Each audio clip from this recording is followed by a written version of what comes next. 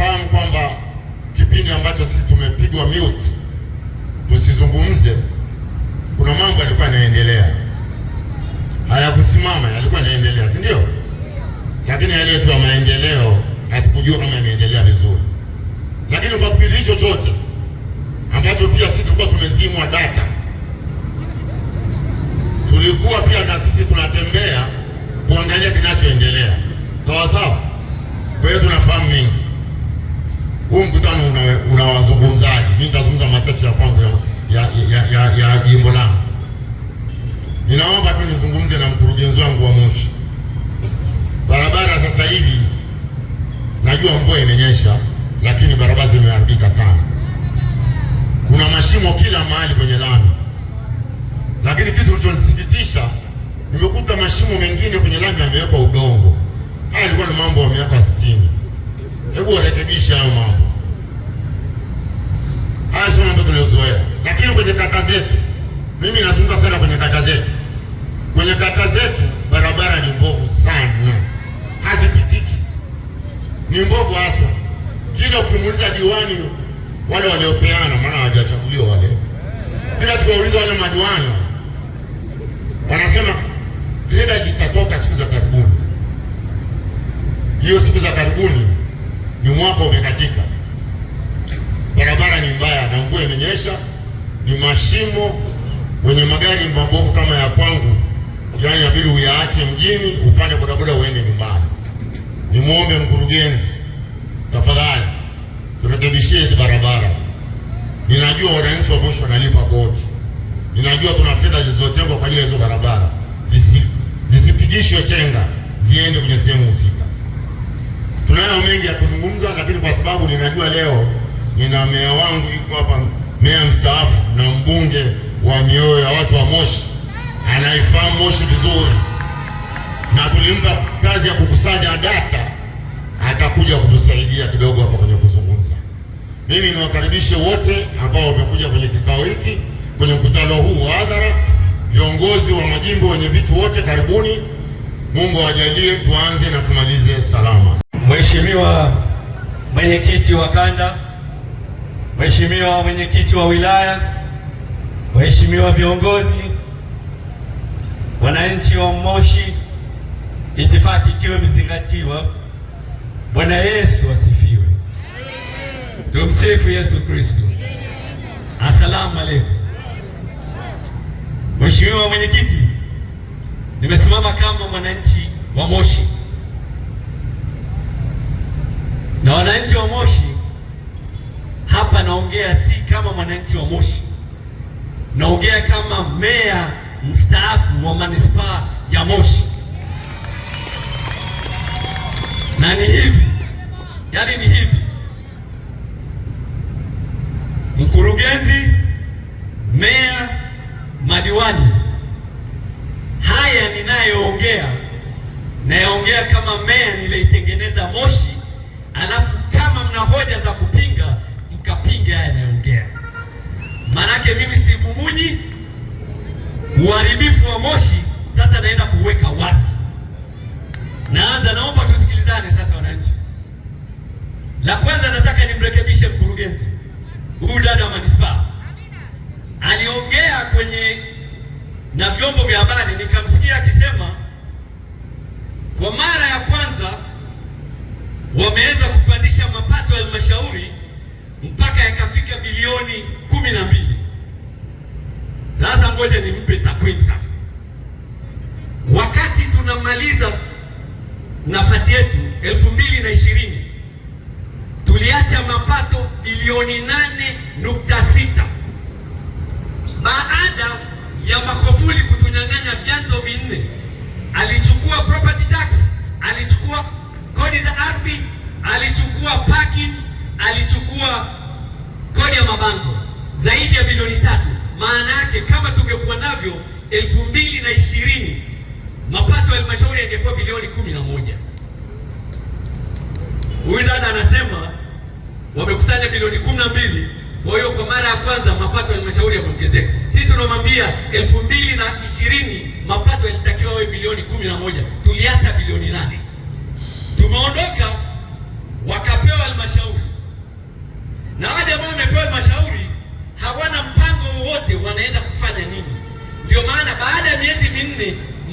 halmashauri yakashushwa mpaka bilioni 4 na milioni 600. Mkurugenzi akatolewa mwanga aje asaidie Moshi. Alichokifanya ni kurudisha mapato ambayo baraza la manispaa lililokuwa liongozwa na Chadema tulikuwa tumefikisha zaidi ya milioni 11. Tumeondolewa, wamepewa wa jamaa, vyanzo Magufuli alivyokuwa amechukua vyote vikarudishwa halmashauri. Leo na mheshimiwa DC wangu anampongeza mkurugenzi kwa kukusanya mapato mengi. Yapi? Kwa sababu mapato leo tunategemea ongelea kwenye bilioni 20, na nitasema kwa nini. Wakati sisi tunaongoza baraza, hatukuwahi kupandisha ushuru wala kodi yoyote, kwa sababu tulilenga kwenye vyanzo vikubwa vya mapato ili mwananchi wa chini asipate maumivu yeyote, na tukaweza kukusanya bilioni 8.6, na kama sio Magufuli kuchukua hizo bilioni 3, maana yake tungekuwa na bilioni 11 2020. Sasa piga 2020 mpaka leo, ambapo kila mwaka tulikuwa tunaongeza bilioni 1 point, maana yake leo mapato yangekuwa kiasi gani? Lakini cha kusikitisha na cha kushangaza, ambao naamini vyombo viko hapa na especially TAKUKURU wapo hapa, naomba wakafanyie kazi kitu moja. Nimepitia bajeti ya halmashauri. Kilichonishangaza, hayo mapato ambayo tunaambiwa yanakwenda kukusanywa bilioni 12, nimejaribu kuangalia mchanganuo wa mapato hayo yanatokana na nini. Wakati sisi tuko kwenye baraza, tukipitisha bajeti lazima tuonyeshe idadi ya biashara zilizopo, leseni inakuwa kiasi gani, masoko yanaingiza kiasi gani, machinjio yanaingiza kiasi gani. Mkurugenzi kwenye bajeti waliopitisha baraza lililopo limeonyesha tu kwamba mapato ya ndani ni bilioni 12. Nini maana yake?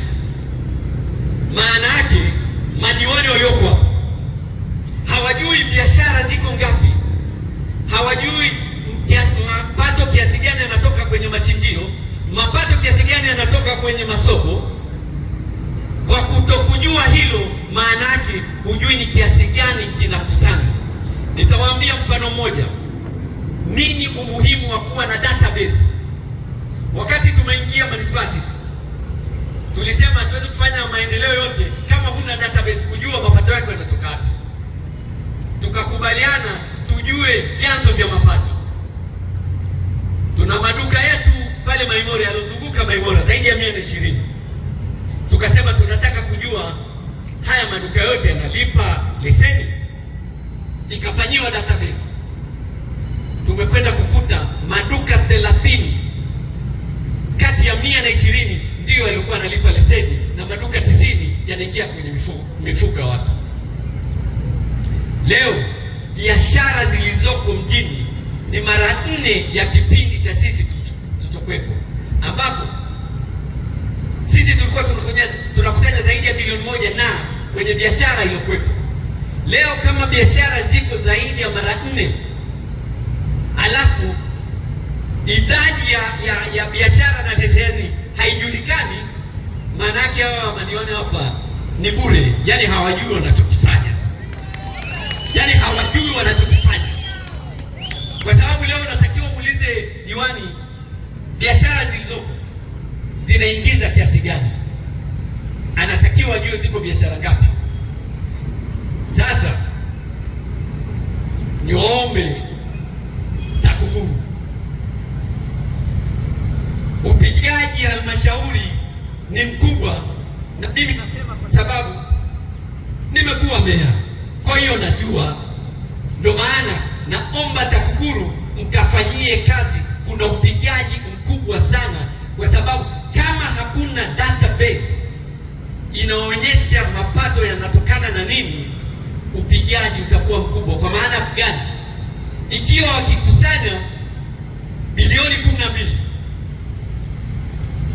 maana yake mapato zaidi ya hapo yataingia kwenye mifuko ya watu. Kuna mapato ambayo nimejaribu kuyangalia yako wapi, na wako kimya kabisa. Kila mwaka kunakuwa na Kilimarathon, mji mzima unakuwa na mabango. Yale mabango ni sio chini ya milioni kila bango. Hayo mapato yanaonekana wapi? Yaani hayo lazima meya na mkurugenzi wayaonyeshe yanapatikana wapi. Kwa nini hayaonekani? Ndio maana nimesema jamaa walikuwa peke yao, wanaweza wakafanya kitu chochote wakijua kwamba hakuna sauti ya kutoa vitu chini ya meza na kuviweka juu ya meza. Sasa sauti hiyo imekuja, uchafu wote tutaweka juu ya meza. Tunaomba vyombo vikafanyie kazi. Lakini ndugu zangu, niingie eneo lingine, maeneo ya wazi. Mheshimiwa Mwenyekiti, Moshi ni jiji, ni hasira za Magufuli tu hakututangaza wakati anatangaza Dodoma. Na nasema hivyo kwa nini? Nikiwa meya nilipigiwa simu na Waziri Jafo, akaniambia, mheshimiwa, hongera, mnakwenda kutangazwa jiji wewe na Dodoma. Tunasubiri. Magufuli akatangaza Dodoma. Moshi tukaambiwa bado hatujakidhi vigezo, kwamba kuna malalamiko ya watu, tukaishia hapo. Jamaa wameingia hapa, yaani hata wazo la jiji hawajui kama lilikuwepo, kwa sababu hakuna hata hilo jiji linafikiriwa kuanzishwa. Na nitawaambia hasara wanamoshi tuliopata, tuliosababishiwa na hao madiwani, meya na huyu mkurugenzi. Katika kigezo cha kupata jiji, mojawapo ni ujenzi, mojawapo ni kulinda maeneo ya wazi, mapato, usafi wa mji. Leo maeneo yote ya wazi ambayo, na hili vyombo visifungie macho, TAKUKURU, usalama, pitieni maeneo yote, maeneo yote ya wazi ambayo sisi tuliyalinda, huyu mkurugenzi na meya wameyatoa. Na mbaya zaidi, yaani afadhali hata eneo lingetolewa waeke vibanda vya mbao. Hapana, yaani unajua kabisa huyu jamaa ameuziwa. Kuna eneo la TANESCO pale, alokuwa meya, huyu meya wa miezi 6, huyu wa diwani wa Bomambusu, aliondolewa kwa kashfa. Alijimilikisha eneo pale, tumezuia miaka, lakini ameingia yeye na hati ikatengenezwa. Mbaya zaidi, eneo lilokuwa limebaki pale, kuna mtu amepewa na amejenga kabisa, na viongozi wanapita wanaona, na wanaona sawa. Mheshimiwa Mwenyekiti wa kanda, kuna wakati mwingine unasema mnyonge mnyongeni, haki mpeni. Kwa hapa, yaani kama Mama Samia anadhani kuna watu wanamtengenezea Moshi, wanamharibia na wanazidisha chuki kwa watu wa Moshi, kwa sababu mji wa Moshi unaharibiwa na wateule wake aliowaleta hapa. Kitu wanachofanya CCM, baraza liloko pale, ni uharibifu ambao unaweza ukasema jamaa hivi wana habari kwamba Yesu anashuka kesho, kwa hiyo dunia inaisha, kwa hiyo wanaharibu ama inakuwaje? Ndugu zangu, nimesema kwenye eneo la open space, maeneo yote ya wazi,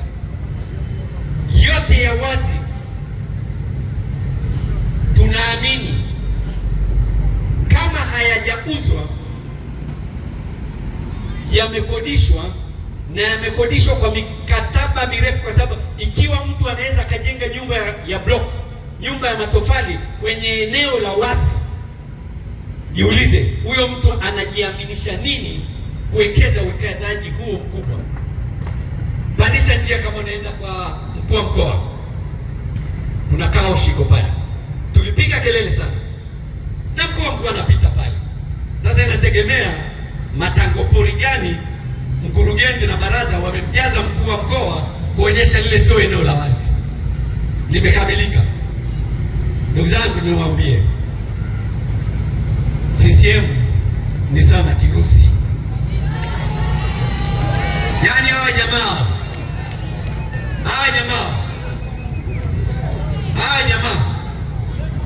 yaani hawa ni chanzo cha umasikini.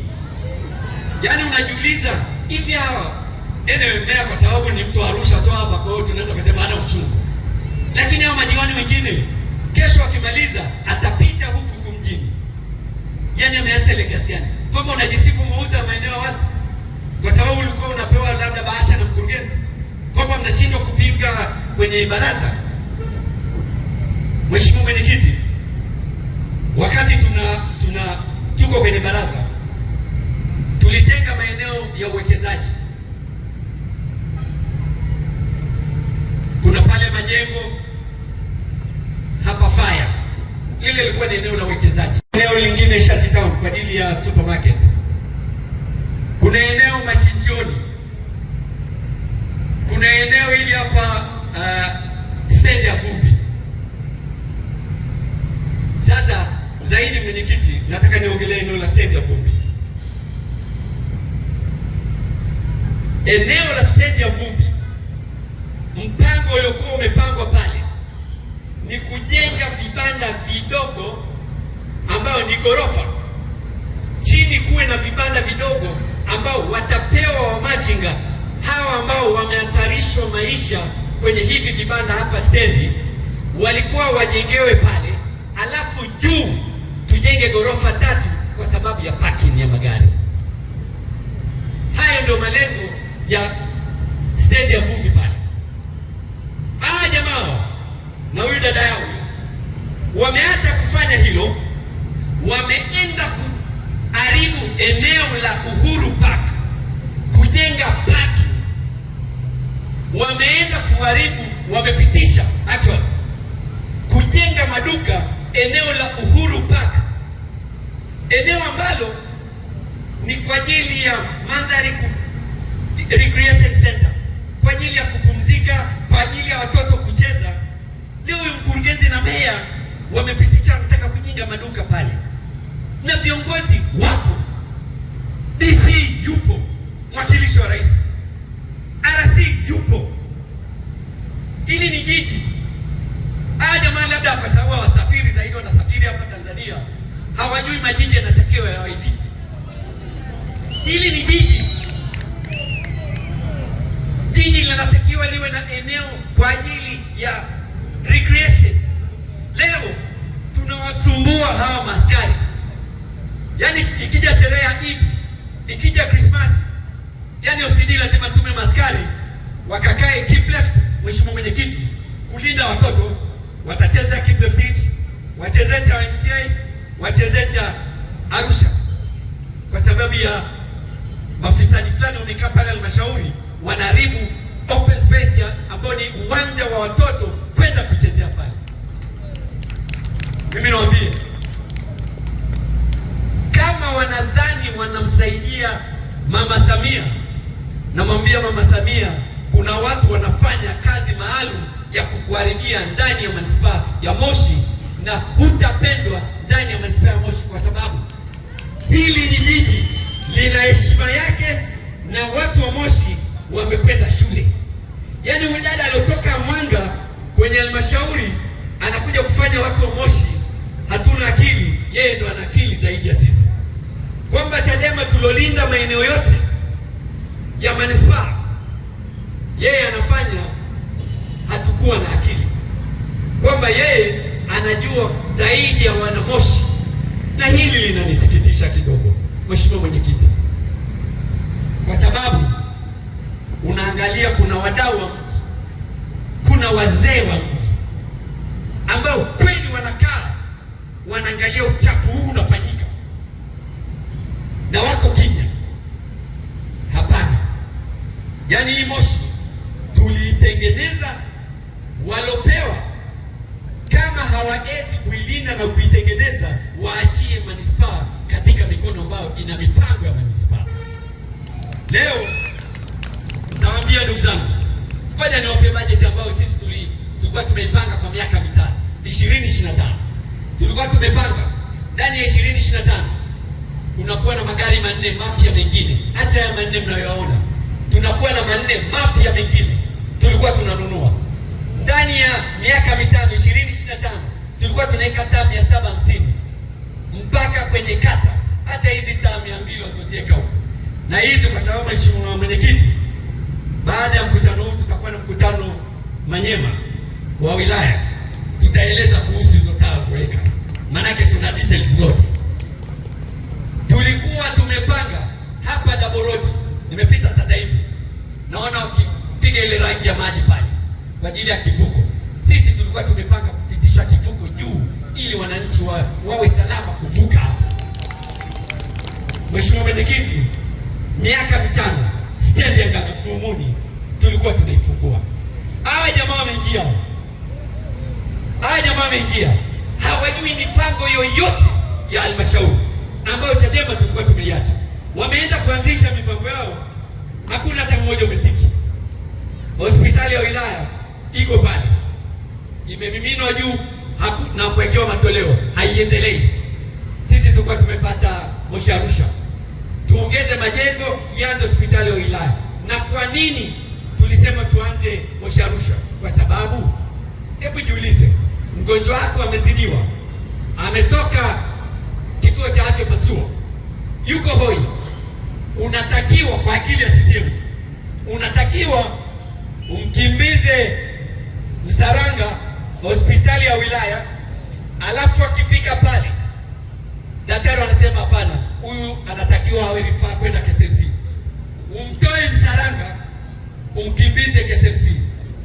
Yaani mnamalizana hapa kwenye daraja hapa, kwa sababu lazima kati kama. Sisi tukasema kwa kuwa Moshi tunapanuka, kwa sasa hivi tuanze na hospitali ya wilaya katikati ya mji, kwamba mgonjwa akizidiwa Pasua awaishwe Moshi Arusha hospitali ya wilaya, mgonjwa akizidiwa Shiri Matunda awaishwe Arusha, Moshi Arusha pa hospitali ya wilaya. Sasa tuwauliza wa jamaa, una akili gani ya kufikiria? Yaani leo ukimuuliza meya niwekee roadmap ya Moshi hapa chini, anachodhani itakuwa ni Zuberi Cup.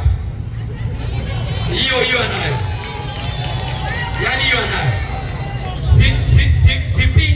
Sipingi hicho kwa sababu inainua vipaji, lakini brother, ukwenda halmashauri kutengeneza jina, umekwenda kutumikia watu wa Moshi, sio kutumia nafasi ile kutengeneza jina lako. Ndugu zangu,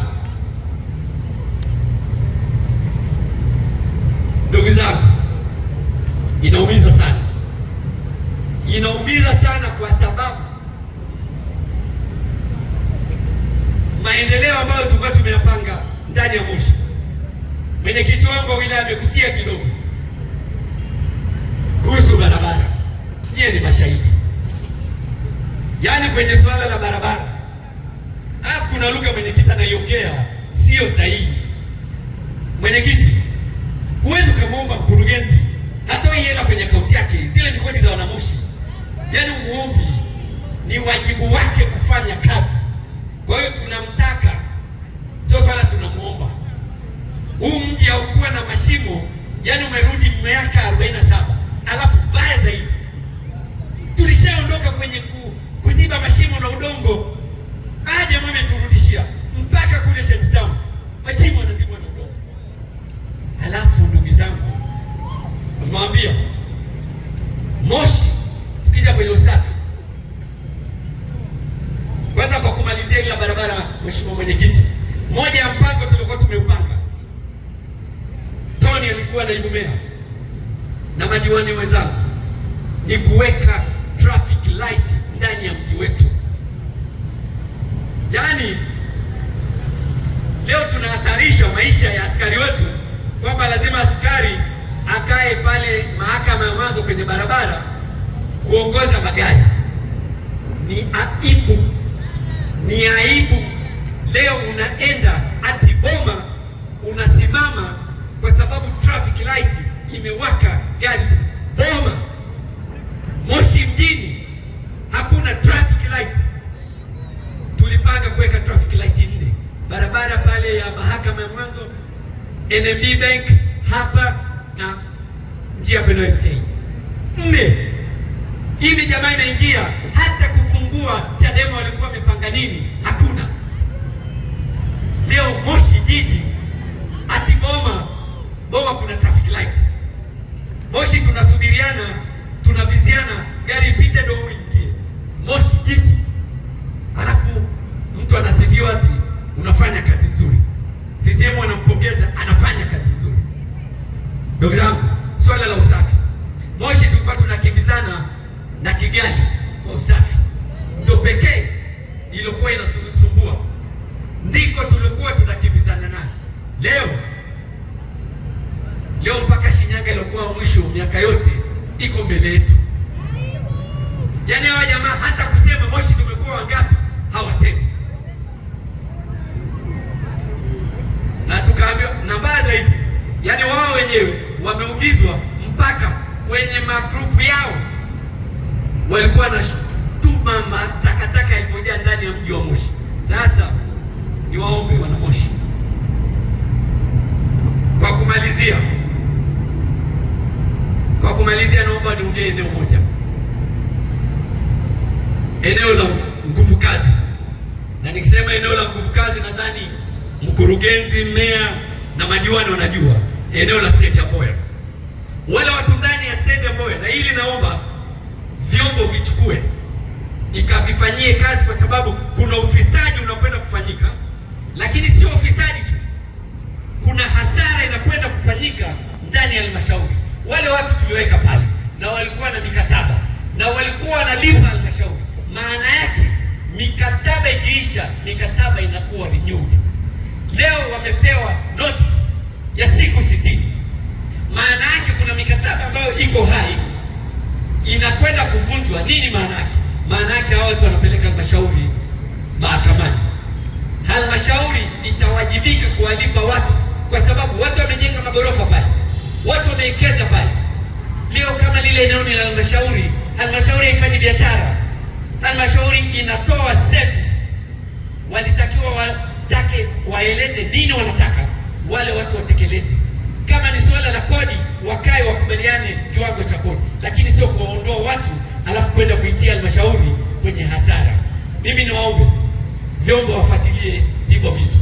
Mwisho wa siku halmashauri inakwenda kuingia kwenye hasara, na hasara hiyo ni wana wa Moshi wanakwenda kuibeba. Ndugu zangu, mimi niwashukuru. Kuna mengi ya kuongea kwa sababu mwaka mzima tumeyakusanya.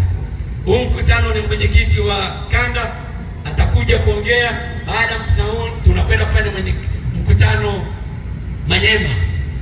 Mkutano huo tutaongea tuyaeleze ya Manyema na mengine ya halmashauri. Zaidi ya hayo, nashukuru sana. Mungu awabariki.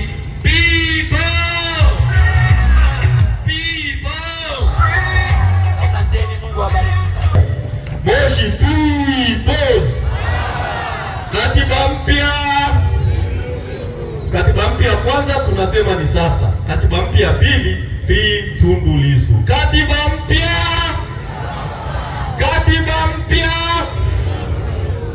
Asante sana mheshimiwa sana mwenyekiti wa chama chetu kanda kaskazini, mheshimiwa sana mwenyekiti wa chama chetu mkoa wa Kilimanjaro, mheshimiwa sana mwenyekiti wa chama chetu jimbo la Moshi mjini, kwa niaba ya wenyeviti wote wa majimbo na wilaya, itifaki ikiwa imezingatiwa. Bwana Yesu asifiwe.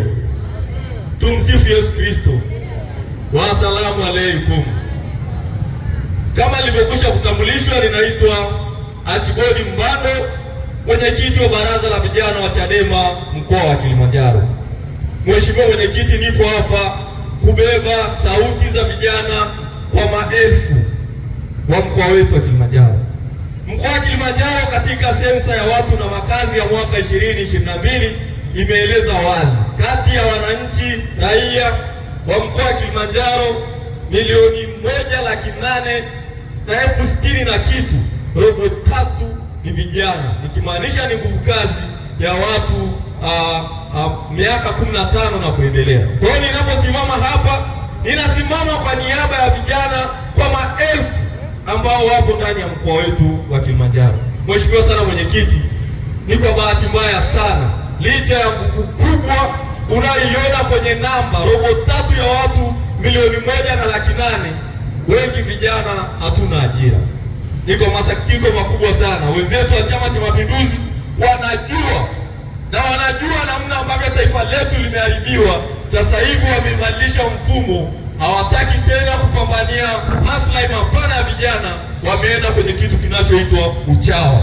Uchawa, mheshimiwa mwenyekiti, ni kitu kinachoitwa upambe. Vijana wanajipendekeza kwa wakubwa, wakizani kwamba kujipendekeza kwao ndipo kutakoweza kuwaletea mabadiliko au maendeleo yao binafsi na sio ya watu, nikimaanisha jamii kwa ujumla. Mheshimiwa mwenyekiti, mkoa wa Kilimanjaro imefanyika tafiti na chuo cha ushirika hapa. Chuo cha ushirika kinasema kwenye tafiti yake 33% ya vijana waliomaliza elimu ya vyuo vikuu katika mkoa wa Kilimanjaro wanajishughulisha na bodaboda, udereva bajaji, na wameenda mbali zaidi, wanasema dadapoa wanaotega barabarani ni wasomi ambao wamemaliza kwenye vyuo vyetu, wameacha kwenda kwenye maeneo yao ya nyumbani, wanapambania hapa ndani ya mkoa wa Kilimanjaro.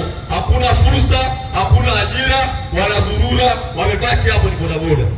Nilikuwa na rafiki yangu mmoja ni bodaboda juzi, alikuwa ananibeba ananipeleka sehemu, akaniambia, Mbano, wewe ni mwenyekiti wa vijana mkoa wa Kilimanjaro, mimi unaponiona hapa ni bodaboda, nikipoa magetoni nawaza kujinyonga. Kwa watu wasiojua maana ya kupoa ni kupumzika. Ananiambia, unaponiona hapa nimemaliza ushirika, sio tu nimemaliza ushirika, nina bachelor degree, familia yangu imenisomesha, nipo hapa napambana, ninawaza nirudi nyumbani nikakae na wazazi wangu kwa vijijini pasipokuwa na fursa, au nipambane mjini. Nikachagua kupambana mjini. Mbaya zaidi, akaniambia yeye ni mtoto wa kwanza, first born. Akaniambia, unaponiona hapa ninadaiwa kodi, sijalipa kodi, ninasumbuliwa. Unaponiona hapa hii pikipiki ni ya mkataba, natakiwa nipeleke 10,000 kwa siku. Akaenda pale akaniambia, kwa sasa mafuta lita 2 ni shilingi 10,000. Nikiamka napambana kwa ajili ya kuweka pikipiki mafuta, napambana kwa ajili ya kupata hesabu ya bosi, ninalala jioni kwa kushindia ndizi mbivu, nikipambana sana naenda kula miogo. Vitu hivi vinakwaza, vinauma. Ni kwa bahati mbaya sana, wale wenye mamlaka ambao wanapata kuwatengenezea vijana ajira wanawaona vijana kama ni maadui, ni watu ambao wanaisumbua serikali, ni watu ambao wanapaswa kushughulikiwa. Mheshimiwa mwenyekiti, kilio hichi cha vijana wanaotamani kujinyonga kwa ugumu wa maisha sio cha huyo mmoja, ni kwa mamia, ni kwa maelfu, kama inavyosema takwimu yaliyofanyika na chuo cha ushirika cha hapa kwetu Moshi mjini, kwamba 33% ya vijana wa vyuo vinavyomaliza hapa Moshi mjini wamejiajiri katika ajira zisizokuwa rasmi. Wenyewe wana CCM wanaipamba pamba, wanasema kwamba ni maafisa usafirishaji. Wanataka kubadilisha kitu cha kijinga kionekane ni kitu cha maana. Sisi kama baraza la vijana tunaumia na tunalia pamoja na nyinyi vijana, tunaumia na kuhuzunika pamoja na nyinyi vijana. Ipo siku taifa letu litapata katiba mpya, ipo siku nchi yetu itapata uongozi imara, ipo siku tutaikomboa nchi yetu. Wanamoshi tutanufaika, wasomi wataajirika, kila mtu atafurahia matunda ya taifa hili. Kwa kumalizia, nimeona katibu amenifuata hapa. Mheshimiwa mwenyekiti, mkoa wa Kilimanjaro tunasifika sana kwa kilimo cha kahawa. Nikawa naongea na mzazi wangu mmoja, akaniambia, vijana mnakomaa mjini, kwani msienda vijijini? Kwani nini msiende vijijini, mashamba ya kahawa yamekufa? Kikaniingia akilini, nikajaribu kufanya tafiti. Ukweli usiopingika ni kwamba hata ukijaribu kujiajiri kwenye kilimo utaishia kunufaika ukisikia kwa watu ambao ni influencers, lakini kwenye uhalisia ni pagumu kweli kweli. Kwa mfano, Moshi tulikuwa tuna kiwanda cha kuchakata kahawa, kisha kufa wamekiua, na nilikuwa naangalia kwenye soko la kahawa ambayo imechakatwa ikienda kuuzwa kwenye soko la dunia ni 25,000 kwa kilo. Ni kwa bahati mbaya sana tuna chama kinaitwa KNCU, chama cha ushirika hapa kwetu kinanunua kahawa 5,000, 10,000 mahali ambapo kuna wajanja. Sehemu nyingi wananunua 5,500. Mheshimiwa Mwenyekiti, hapa tukisema tujiajiri kwenye kilimo ni kilio, tukienda kwenye ufugaji ni kilio, na kwa lugha rahisi sana ni kwamba mifumo ya nchi yetu imeharibika. Vijana tuungane kwa pamoja, tusukume gurudumu la kusuka upya mustakabali mpana wa taifa letu. Mwisho kabisa, Mheshimiwa Mwenyekiti, mkoa wa Kilimanjaro ni waanga. Sote tunajua watu wanatekwa na kupotea, sote tunajua vijana wanapotea. Mheshimiwa Mwenyekiti, leo hii nikisimama hapa, kijana wetu Mkibosho mwenzetu Desidedi Sisoka amepotea, hatujui yuko wapi.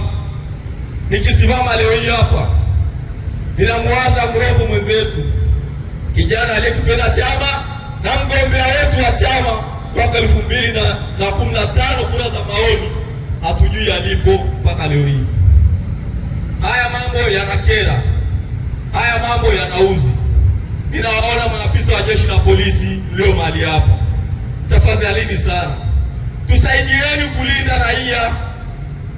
Hata msipolinda mali zao, tulindieni raia. Msiruhusu tena watu kupotea, msiruhusu tena vijana kutekwa. Waliopotea wametosha, waliotekwa wametosha. Tuchore mstari upya, twendeni tukalijenge taifa letu. Kuja kumi tuwa gani? Kuja kumi vijana tuwa jani? Vijana people!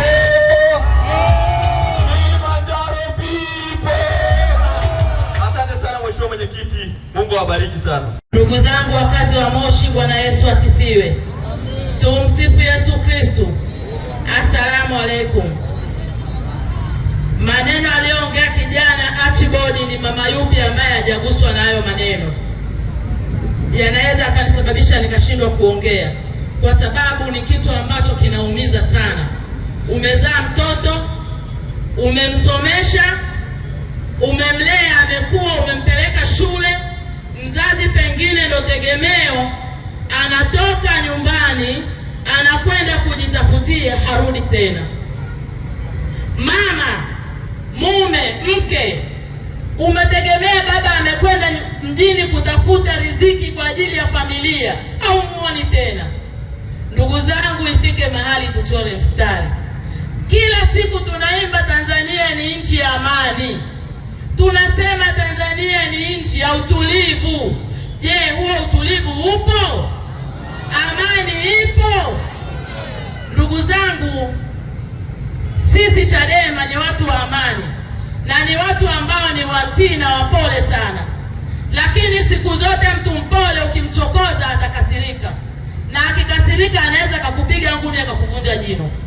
Sasa ndugu zangu, tufike mahali tuseme inatosha. Tukubaliane kwamba sisi Watanzania ni ndugu moja, ni watoto wa baba mmoja ambao tumetenganishwa na dini zetu na makabila yetu, lakini Tanzania ndiye mama yetu na baba yetu. Tanzania imeumbwa na Mungu kisiwa cha amani. Mungu akatupa rasilimali za kutosha kwenye taifa hili. Haikutakiwa taifa hili liwe na wananchi masikini, halikutakiwa taifa hili liwe na vijana ambao wanasoma wanakosa ajira, haikutakiwa taifa hili kuwa kunaombaomba. Lakini tumefanywa hivi au tumefikishwa tulipo na Chama cha Mapinduzi ambao wanajali matumbo yao kuliko raia. Tanzania hii inaongozwa na Chama cha Mapinduzi. Moshi tuliongoza baraza la madiwani vipindi 10 na Mheshimiwa marehemu Dr. Hayati Philemon Samburo alikuwa mbunge Moshi wakati mzee Ndesamburo akiwa mbunge, mmeona alivyokuwa anapambana. Baada ya madiwani wa Chadema kuchukua baraza, mliona walivyopambana, walivyoleta maendeleo. Baada ya CCM, mmeona walivyoturudisha nyuma. Ni kwa sababu gani? Ni kwa sababu walikuwa hawana mpango na kujali maendeleo ya wakazi wa Moshi. Mheshimiwa Mstahiki Meya amezungumza mambo mengi, lakini amesahau kugusia eneo la stendi ya Nganga Mfumuni. Stendi ya Nganga Mfumuni ilikuwa ni stendi kubwa Eastern Central Africa, hakuna, labda ile kule Dodoma. Madiwani wa Chadema walifikiria kuianzisha stendi ile kwa ajili ya kuongeza ajira kwa vijana, akina mama na baba ambao hawana ajira. Stendi ile ilikuwa ijengwe na TIB Bank kwa mkopo. Baada ya miaka 10 wanairudisha kwenye halmashauri ya manispaa, inakuwa ni mali ya manispaa ambayo itahudumia wananchi wa Moshi, na TIB wangekuwa tayari washarudisha hela zao. Lakini madiwani wa CCM kwa kufikiria habari za siasa, badala waishughulikie stendi ile ikamilike, iendelee kuhudumia wananchi wa Moshi, leo stendi ile imegeuka kuwa white elephant. Majani yanaota pale, mkipeleka mbuzi wanaingia, wanakula, wanashiba na ng'ombe. Stendi ile sasa hivi maji yanavuja, hatujui hata maji yanakotoka. Tunawauliza, kuna siku kiongozi wao alikuja hapo stendi, wakasema tunakwenda kuitengeneza sasa hivi mheshimiwa. Mpaka leo nafikiri imeshaisha miezi 6. Hakuna chochote kilichotengenezwa. Ndugu zangu, manispaa ya Moshi kama Mstahiki Meya alivyosema, ilikuwa iwe jiji na vigezo vya jiji. Master plan ya mji ilikuwa ni kujenga nyumba za ghorofa kwenda juu, sio nyumba za chini. Lakini madiwani hawa wa CCM na mkurugenzi wao wamesimamia nyumba za chini zinaota kila siku kama uyoga. Ndugu zangu, hilo jiji litakamilika lini? Litakuwa lini kama wameshindwa hata kusimamia master plan ya mji wao? Ndugu zangu, manispaa ya Moshi ni manispaa ambayo ina neema kubwa sana. Kama itapata viongozi wenye uchungu na manispaa hii, leo stendi pamegeuka kama sokoni. Huwezi kuelewa unaingia stendi au unaingia sokoni. Wangeikubali kule Nganga Mfumuni kukatengenezwa, vijana wote, wafanyabiashara wote wanaorundikana pale stendi wangekwenda kupata ajira Nganga Mfumuni, wangepata vibanda vizuri. Lakini leo mnafikiri ni kwa nini CCM wanatuwekea polisi sana? Wanatuwekea polisi kwa sababu wanajua kwa wananchi hawakubaliki. Tukienda kwenye uchaguzi, polisi wanasimama, wanajaa. Sisi tuambie polisi, huu mziki tuachieni tucheze na CCM. Nyie tulindeni, tuachieni huu mziki. Yaani polisi kazi yenu ni kulinda raia na mali zao. Huu mchezo wa siasa ni wa CCM na Chadema, tuachieni tuucheze, tuwaonyeshe. Kwa sababu polisi mkishatujia na mabomu, mkishatujia na risasi, tunashindwa kufanya nini? Tunashindwa kupata haki zetu.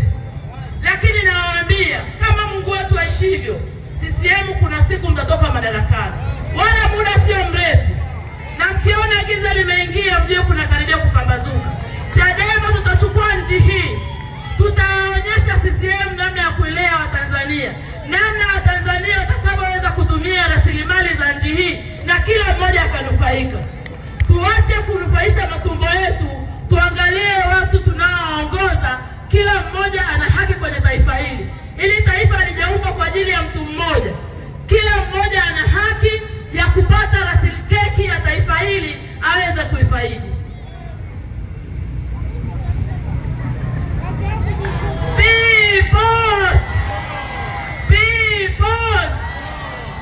Chadema tunakwenda kukamata dola, wao tumejifunza kuwa watii. Nimegongewa meza na katibu wangu, nafuata itifaki. Na hapa tuagane, kunja ngumi, kunja ngumi. Peoples! Peoples! Hakuna kulala. Katiba mpya. Katiba mpya. Free Tundu Lissu, asanteni sana. Moshi Manispaa Peoples! Ndugu zangu, kwa sababu ya muda tulionao mdogo, nimesimama hapa kama kiongozi wa wazee. tunapokuwa wazee ni walezi, lakini na washauri. Lakini tushauri nini? Naomba niseme mambo machache haya. Nianze na polisi. Polisi wakija kwenye mikutano kama hii, unaona makamera yao makubwa, utafikiri wanarekodi kitu cha maana. Wanafikiria watafute kosa gani la kumnasisha mtu wa Chadema ili wakamshtaki, kutafuta namna ya kuiondoa Chadema. Hiyo sio kazi ambayo mmesomea. Mmejifunza kwa maana ya kuwalinda raia wa Tanzania. Sisi mnatutafutia kosa ya maneno, makosa kwa maneno madogo sana, lakini CCM wanaweza wakatukana, wakasema wanachoweza kusema kwa ubaya wa kila namna. Hatujawahi kuona mkiwakamata mkiwapeleka ndani. Mimi polisi mlio wengi hapa bado ni vijana wadogo sawa na watoto wangu. Fanyeni kazi yenu kwa uadilifu, kwa kutazama kwamba mna wazazi wenu huko vijijini wanapigika, mna baba zenu wadogo, mna mashangazi zenu na mabinamu zenu huko vijijini wanateseka kama watu wengine. Acheni kutumika kwenye siasa. Lakini nikitoka kwa polisi, irudi kusema hivi. Vijana wameongea habari ya vijana wanatekwa. Hata Nyerere aliwahi kusema hivi, kwenye nchi natakiwa wapatikane vijana wakatili, wakorofi. Ni vyema vijana mkajua, hata mimi nayeongea ni mzee, nilikuwa kijana kama wewe. Tusipoikomboa nchi yetu kwa kushikamana, hakuna maisha rahisi kwa kijana ambaye unafikiria kesho na kesho kutwa utakuwa unaitwa baba, unatakiwa kusomesha na kulea familia, kama hatujalikomboa hili taifa kutoka kwenye mikono ya CCM. Na maisha haya kwa tunasema mafuta ya kuendeshea usafiri lita 10,000, sio mwana Chadema anauziwa 10,000 na wewe wa CCM. Deni hiyo kama baba yenu, kama mzee. Vijana wa Tanzania, ungamaneni pamoja. Kama tunavyoona kwamba watu wakiungana wanaweza kufanya jambo, kwa sababu moja ni nguvu na utengano ni udhaifu. Mimi nawaasa vijana wa Kilimanjaro kama baba, kwenye ukweli tukasimame kwenye ukweli kudai haki zetu. Ikianza kuzungumza mambo ya wazee tumechoka, hatuna nguvu. Lakini tumezarauliwa pia, kwa sababu huku bara wazee hawana mfuko wa kuwatibu, lakini kule Zanzibar kuna mfuko wa kutibu. Hao waliojiingiza madarakani, mimi unajua, mkisema madiwani, viongozi wote mliotangulia mnasema madiwani. Kuna madiwani gani? Wamechaguliwa na nani?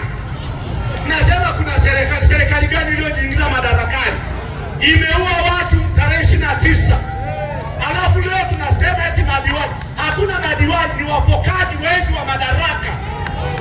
Tuwakatae wakati wowote. Ndio maana tunadai kusema katiba mpya. Katiba mpya tunaposema ni sasa, ni lazima tuungane Watanzania wote kuidai katiba mpya, kwa maana tuondoke kwenye mfumo kandamizi, ili tuweze kuishi sawasawa bila kuwaangalia kwa kuwaogopa ambao wanaitwa polisi. Hata polisi ni watoto wetu, na mkiendelea kutupiga sana, laana mnazichukua nyinyi vijana wa polisi. Sasa tukubali kwamba Kilimanjaro ziko changamoto nyingi kama zilivyo za Watanzania wengine, lakini mimi naomba niseme, wazee tuwashauri vijana kuikomboa nchi, kwa sababu sisi hatuna nguvu. Kizazi chetu kisije kikakutana na wale wajukuu wetu wakateseka kama watoto wetu walivyoteseka. Tuungane pamoja people. Kubwa mimi ni kutoa elimu, kuunganisha mambo ili aweze kuzama vizuri katika vichwa vyetu, tuelewe. Bwana mstahiki meya mstaafu alizungumzia kuhusu mambo mengi. Naomba tuanzie kwenye mapato. Tunapozungumzia mapato ya halmashauri, tukisema tunatengeneza bajeti ya bilioni 31, mapato ya ndani yanakuwa ni bilioni 7 wakati ule, ama bilioni 8. Fedha nyingine zinatoka serikali kuu kwa ajili ya mishahara ya wafanyakazi walioko hapa, madaktari, wakuu wa mikoa, wakuu wa wilaya, polisi na watu wengine wote ambao basi wanalipwa. Kwa hiyo wale walioko ndani ya idara za halmashauri, bajeti nyingine inakuja kutoka serikali kuu. zinakuja fedha za mfuko wa barabara, na mfuko wa barabara unaleta fedha mafungu manne. Unaleta mfuko unaitwa road fund, wanaleta periodic maintenance, wanaleta surface maintenance na asphalt maintenance. Sijui mnanisoma? Tukisema hivyo vitu maana wanaleta fedha za barabara za kujenga barabara mpya, road fund, wanaleta barabara surface maintenance kwa ajili ya barabara hizo za vumbi kuzirudishia changarawe na kila kitu, wanaleta sport maintenance. Hapo uliposimama angalia hapo nyuma yako, hilo korongo hilo mtu lazima avunjike leo usiku akiingia hapo, liko katikati ya mji. TARURA wapo, TANROADS wapo, Posta wapo, TTCL wapo, wana budget ya miundombinu, lakini hapo tunamvunja bibi anayetoka kwenda stendi akikimbia. Ukikimbizwa hapo na kitu chochote lazima uvunjikie hapo. Tuko katika halmashauri na mkoa namna hiyo leo. CCM wametufikisha hapo. Chadema usingeweza kuona takataka, maji yanatuama tangia jana, mvua imenyesha. Hiyo hapo. Bibos. Kwa hiyo meya alipokuwa anazungumzia mstahiki mstaafu alimaanisha hivyo vitu. Naomba tuangalie lile bango pale la Mwenge. Mnaliona? Lile ni bango la mwaka 2024, uzinduzi wa mbio za Mwenge Moshi. Mabango yale katika halmashauri yetu yalikuwa yanatupa shilingi milioni 800 kwa mwaka. Milioni 800 kwa mwaka. Tulikuwa tunaweka matangazo na ninyi mashahidi. Tulikuwa tunaweka Tigo leo, wanakaa wiki moja, yanabanduliwa wanaongeza Voda, wanabanduliwa wanaweka Airtel, na wakiweka pale wanatulipa fedha. Leo tangia 2024 ile bango halijatuingizia fedha yoyote, lakini mkurugenzi na wamea aliyeko na madiwani wanaenda kukamua kulipa kodi. Muulize pale umepata shilingi ngapi tangia ile bango la Mwenge liko pale. Bibos. Lakini nenda huko barabarani muangalie mabango mengine yote. Oktoba tunatiki, hawajamaliza kutiki. Hawajamaliza kutiki. Bado wanatiki. Sasa tunashangaa. Watu wenye akili, yale mabango yalikuwa yanatuingizia fedha. Leo tuna mabango 600 katika halmashauri ambayo yalikuwa yanatuingizia shilingi milioni 800 kwa mwaka, na mpaka tukapanda tukafika bilioni 1, tukaweza kuongeza vipande vya lami, tukaweza kuongeza taa za barabarani, na ninyi ni mashahidi, tukaanza kuweka taa za sola, tukaanza kuatana na taa za umeme za kumulika barabarani. Tulianza hiyo kazi kupitia fedha ya mabango yale. Leo kuna mabango ya mbio za Mwenge 2024 bado lipo, na watu wanasema wanaongoza nchi na watu wanasifiwa. Nyinyi watu wa Moshi ndio mnaweka hiyo watu, hamna hasira. Hebu chukieni kwanza, hebu pigieni ukunga kwanza. Pigieni ukunga, chukieni. Hao watu wanawafanya nyie ni bakuli na ni shamba la bibi. Tumemtuma mkurugenzi atukusanyie mapato, atafute biashara. Tumempa afisa biashara, tumempa afisa masoko, tumempa afisa wa ustawi wa jamii.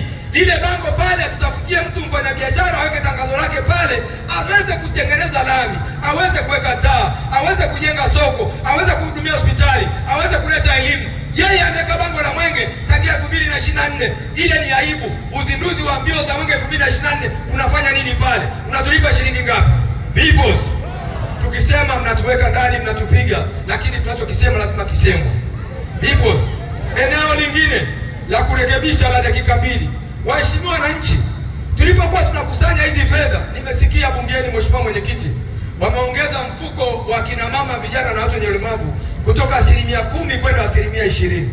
Huu ni mfuko wa wizi, na CAG amesema, si maneno yangu. Mwaka jana ripoti ya fedha ya 23/24/25 ziliibiwa shilingi bilioni 145 kupitia mfuko wa vijana, akina mama na watu wenye ulemavu.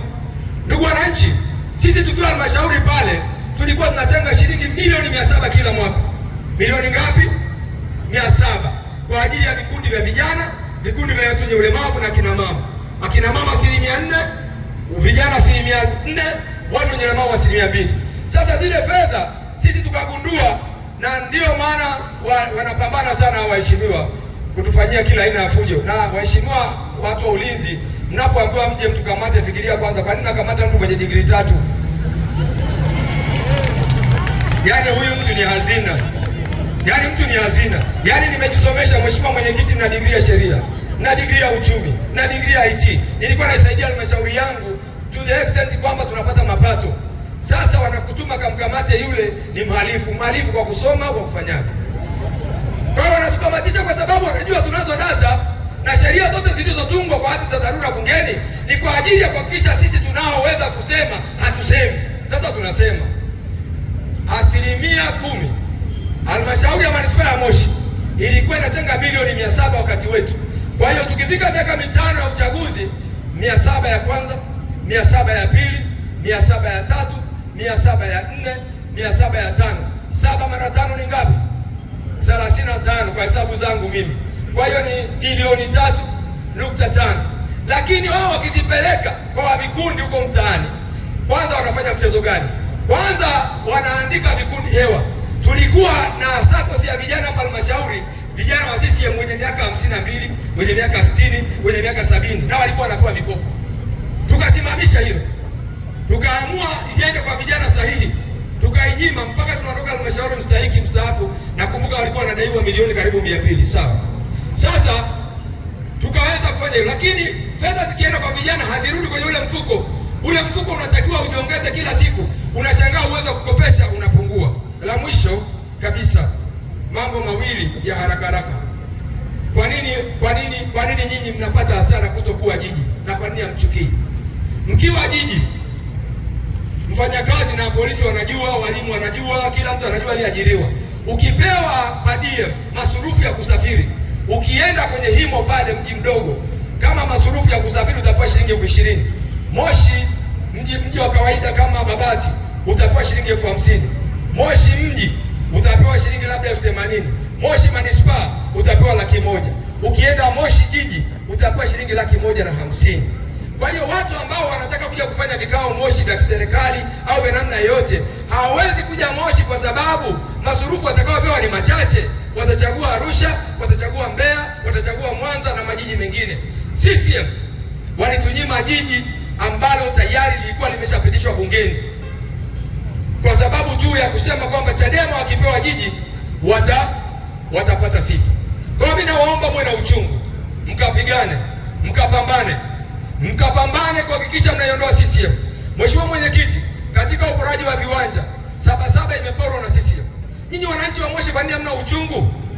CCM wilaya ni jengo la halmashauri.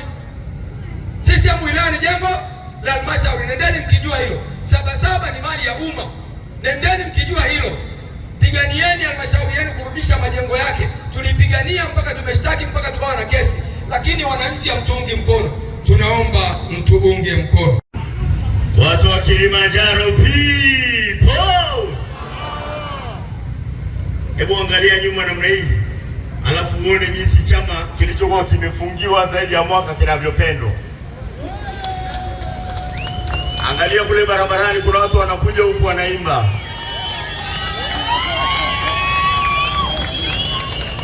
Hebu mpe mwenzako 5, mwambie kwamba Chadema inaendelea. Ndio maana wanatuogopa makamanda. Asanteni, turudi muangalie mbele sasa.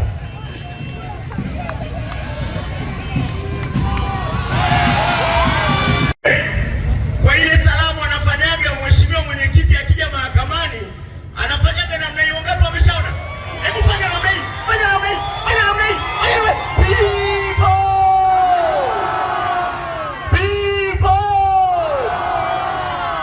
Ndio maana hawalali wanaposikia Chadema wanafanya mkutano. Ndio maana wanafanya mbinu zote za kufungia chama chetu. Ni kwa sababu ya nguvu ya umma ambayo nyie mmeamua kuionyesha makamanda.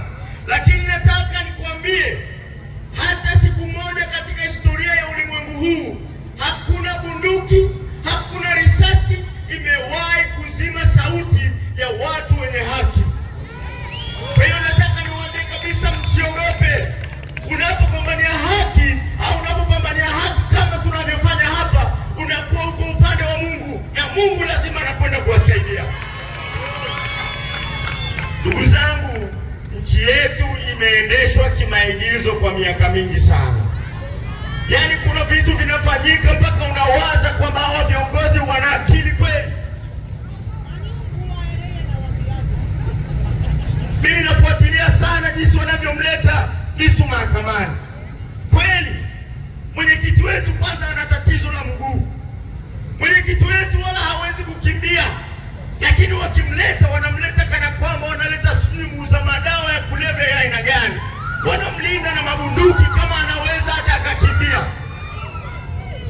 vitu vinaudhi sana kwenye hii nchi, lakini tunamwachia Mungu mpaka leo. Hivi unaweza ukamlinda mtu kama yule na mabunduki, eti akishuka kwenye gari wanakoki vizuri kwamba anaweza akatoroka? Nani amekwambia Tundu Lissu anaweza akatoroka Tanzania? Tunataka Tundu Lissu aachiwe mara moja. Nasema tena, Chadema tunataka Tundu Lissu aachiwe mara moja. Sisi ni wapole. Chadema ni watu wapole sana. Chadema ni watu ambao tunamwamini Mungu, ndio maana tunabakia kusema sio kwamba hakuna njia nyingine ya kufanya ili Tundu Lissu aondoke, lakini tunapenda njia za amani zitumike ili amani ya nchi yetu ibaki, lakini Tundu Lissu awe uraiani, aende akalee watoto wake, aende akaishi na familia yake, aje aongoze chama chake.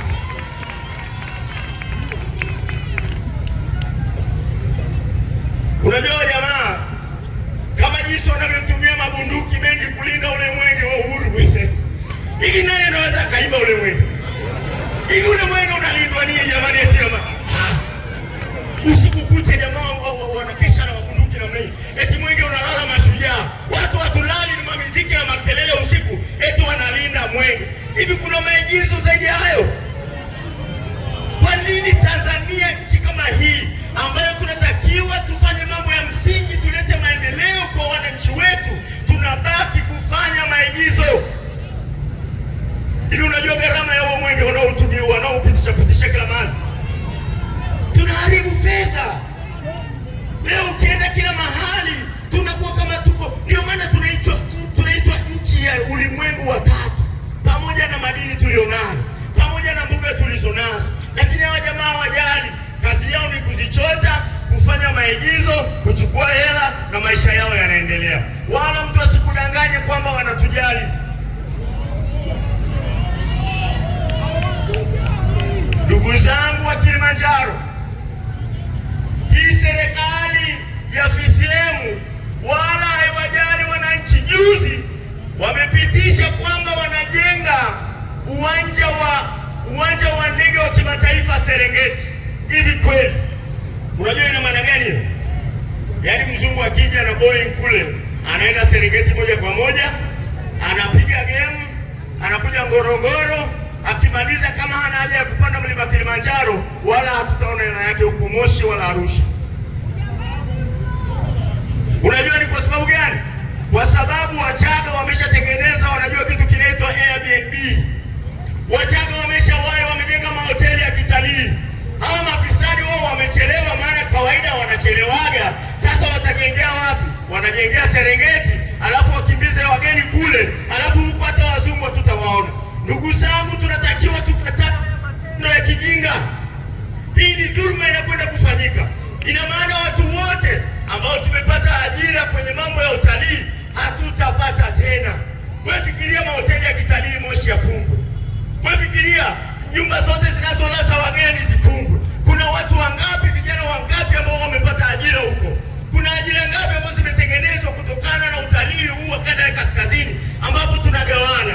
Watu wa Kilimanjaro wanapata, watu wa Arusha wanapata, alafu unaendelea namna hii, inaenda mpaka Karatu, nao wanapata mapato yao. Mzungu akienda Ngorongoro, akirudi anarudi tena kwa njia ya airport, anapandia ndege Kia, anaenda Ulaya. Tunagawana ili pato dogo. Lakini serikali ya CCM ambayo haijali watu wake inataka, sababu wao mafisadi wana mahoteli kule Serengeti, wanataka hichi tunachokipata na sisi tukose, ili waendelee kupata kila kitu wenyewe. Hawa watu hawatujali. Tatizo la ajira Tanzania wala sio kitu kinachoseme, yaani cha kuongea tena. Tumepata data za vijana kutoka kwenye chuo kikuu cha ushirika, walifanya hii tathmini wenyewe, mkaona jinsi gani vijana wanahangaika katika nchi yao. Vijana wanafanya mpaka mambo ambayo sio ya moro tena katika nchi yao ili wapate maisha tu, ndugu zangu. Lakini hawa watu hawawazi, wanaendelea kuendesha serikali kwa kutumia matumizi ya juu sana. Iko njia ya kubadilisha huu mfumo, ndugu zangu. kubadilisha mfumo. Kama tunaweza tukakusanyika namna hii, tukapaza sauti kwa pamoja na kusema hatuwataki hawa jamaa wa CCM na serikali yao feki, tuna uwezo wa kubadilisha Tanzania. Na hii keki tukagawana wote kwenye msote zote. Tuna uwezo wa kugawana hii keki tukala wote polepole. Tuna uwezo wa kuishi kwenye Tanzania bora ya amani, upendo na ambayo itakuwa inamtegemea Mungu na kusonga mbele kidogo. Tugawane wote, sio wakubwa wanapata wenyewe. Hivi unajua haya magari wanatembelea, amepewa mkurugenzi analo, sijui mkuu wa wilaya analo, sijui dasi analo. Ni bilioni. Yakipita mawili namna hii ni bilioni. Lakini wewe angalia mahali umesimama. Angalia barabara zinajengwa, mvua moja barabara inajengwa, mvua moja inaleta makorongo. Hivi tunaenda mbele au tunarudi nyuma, ndugu zangu? Nauliza, tunaenda mbele au tunarudi nyuma? Miaka ya 90 Tanzania hii tulikuwa tunatengeneza redio hapo Arusha. Ndio maana Arusha kuna kituo kinaitwa Philips. Unafikiri kwa nini kinaitwa Philips? Ni kwa sababu kulikuwa kuna kiwanda cha kutengeneza redio in the 90s. Redio miaka ya 90 tumetengeneza. Lakini leo sio kwamba tumerudi tu nyuma, hatutengenezi hata Walkman. Sasa hivi ingetakiwa tutengeneze mpaka ma flat screen, ma TV, manini, tuwe tunaweza kutengeneza. Lakini kiwanda kimefungwa, alafu jamaa wanaendelea kula bata. Wale waliokuwa wameajiriwa au ajira ambazo zingepatikana zimekwisha. Kwa nini? Kwa sababu serikali haijali wapiga kura wake. Haijali wapiga kura wake kwa sababu wana uwezo wa kujichagua, wakatushikia bunduki, wakasema fulani ndio ameshinda, na sisi tukafyata mkia tukanyamaza kimya. Ndio maana Chadema iliposema ya kwamba without reforms there will be no, wakaanza kuhanya, wakafungia chama chetu, uchaguzi feki ukafanyika. Hebu angalia, hivi unawezaje ukafungia chama chenye watu kama hawa Moshi? Hebu niambie, watu namna hii unawezaje ukasema uchaguzi ufanyike, lakini nyewe wote hatujali kura zenu? Kweli?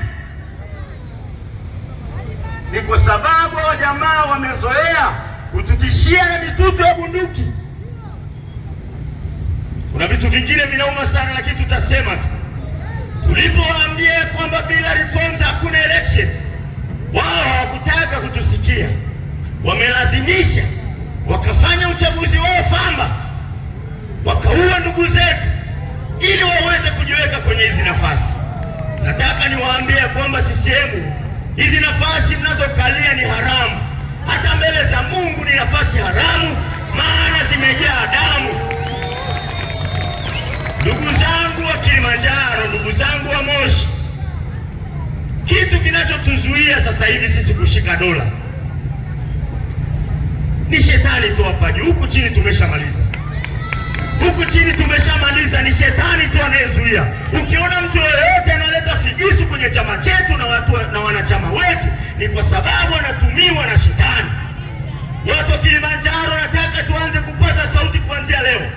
Huu ndio mwanzo wa mikutano mingi ambayo tunakwenda kuifanya Kilimanjaro, mpaka tunakwenda kukomboa nchi ya Tanzania. Tumeamua, hatuogopi wala hatutarudi nyuma, wala hakuna wa kutunyamazisha.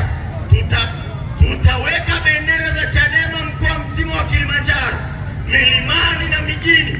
Tutakwenda vitongojini na matawini kuambia watu ya kwamba mwisho umefika wa hiki chama kinachojiweka madarakani kwa bunduki, na tunakwenda kuikomboa nchi. Wala msiwe na wasiwasi makamanda, kama ni damu wameshazimwaga zinatosha na zinaendelea kunena huko zilipo. Sasa hivi tunakwenda kuikomboa nchi yetu. Fanya namna hiyo gani? Fanya namna hiyo gani?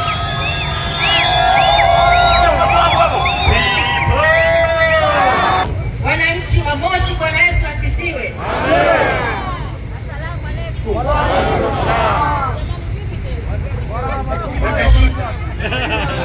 Ndugu zangu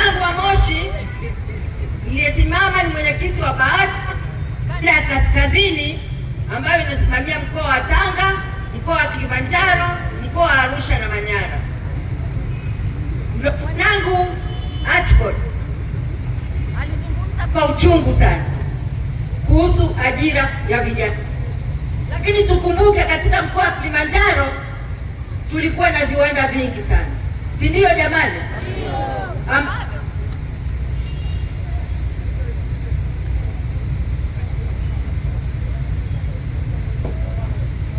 Viwanda ambavyo vingeleta ajira watashindwa kwa jina la Yesu. Sasa ndugu zangu, tulikuwa na viwanda vingi sana Moshi ambavyo vingeweza kuwapatia vijana wetu ajira. Kwa mfano kiwanda cha Kimbomet Moshi ni kiwanda ambacho kilikuwa kinatengeneza vibiriti Eastern Central Africa, lakini sasa hivi hatuna vibiriti. Leo asubuhi kulikuwa na jumuiya nyumbani kwangu, nikawa najaribu kuwasha mshumaa, kuna kibiriti kimeandikwa Mo. Nilitumia njiti zaidi ya 15 kuwasha mshumaa, lakini hapo tulikuwa tuna kiwanda cha kibiriti Moshi. Vile viwanda vilikuwa vingeweza kuwapatia vijana wetu ajira. Wakina mama wangeenda kupeleka chakula pale, mama lishe wangeenda kupeleka chakula pale, mama lishe wangeenda kununua mboga katika wakina mama wanaolima mboga zetu kule Mbuyuni. Wakina mama zangu wangekuwa wanapata faida kutokana na kiwanda cha Kimbomet. Sio hicho tu, hata tanneries na vingine vingi ambavyo vilikuwekwa hapa Moshi, vyote vimekufa kwa sababu ya nini? Ya sera mbovu. Ndio maana tunasema tunahitaji nini? Katiba mpya, ili tuweke kila kitu sawa sawa. Sasa hapa Moshi sasa hivi tunajua biashara zetu zinategemea utalii. Kuanzia mwezi wa 3 mpaka wa 6 sasa hivi tunapigika, si ndio wakina mama? Wakina mama sasa hivi wanaambiwa warudishe mikopo kwenye vikoba, hawawezi. Unakuta wakina mama zangu wanaenda kwenye hii mikopo ambayo wanasema ni kausha damu. Wakina mama wanateseka Moshi kwa sababu ya sera mbovu. Wakina mama wanapata shida, wakina mama wanadanganywa. Jamani, sasa tuseme tumechoka kudanganywa. Wakina mama mnaambiwa watoto wenu wataenda shule bure, wanaenda bure? Watoto wanaenda shule bure? Elimu ni bure? Kabla mtoto hajaenda shuleni shilingi ngapi mnalipa? Shilingi ngapi? Lakini mnaambiwa elimu ni nini? Ni bure. Kwa hiyo jamani, kina mama wangu, naombeni tunyanyuke, tuungeni mkono, twende tukapiganie katiba mpya, twende tukapiganie tume huru ya uchaguzi. Wote mlishiriki katika uchaguzi ule wa 2020, mliona aliyotokea katika uchaguzi wa serikali za mitaa. Mawakala wetu wote waliondolewa, viongozi wote. Kama mimi hapa nilikuwa sijui kuandika, at least hata kama sijasoma mpaka huko kwenye ma PhD, nimesoma hata mpaka darasa la 7 Majengo, kwani nilishindwa kuandika jina langu? Kwa hiyo uhuni kama huo ndio maana tunaukataa. Na waombeni sana mtuunge mkono, na waombeni sana kina mama. Wakina mama ndio wakombozi wa taifa hili. Wakina mama tukiamua tunaweza, si ndio jamani? Tukiamua tuna nini? Ili tuweze kuwasaidia vijana wetu wakina Archibald, tuweze kulisaidia taifa hili, tuweze kusaidia nchi hii, tuweze kufanya kazi kwa bidii, tuweze kupata mapato ya halali, sio ya kuungaunga. Sio tupate viongozi ambao wamejichagua, sio waliochaguliwa. Ndio maana hata mkipiga kelele hawasikilizi. Hivi kiongozi amewekwa tu pale, hujampigia kura, utamwambia kitu? Hawezi kukusikiliza.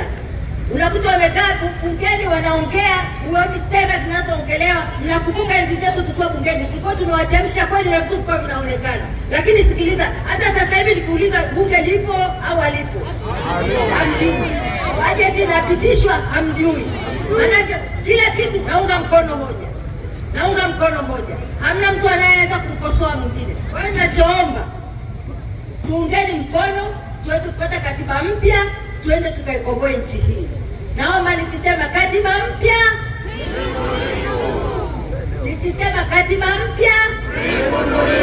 nikisema free Tundu Lissu, nikisema Tundu Lissu nasema sio mhaini. Sawa, tuko pamoja? Katiba mpya, Tundu Lissu sio mhaini. Tundu Lissu sio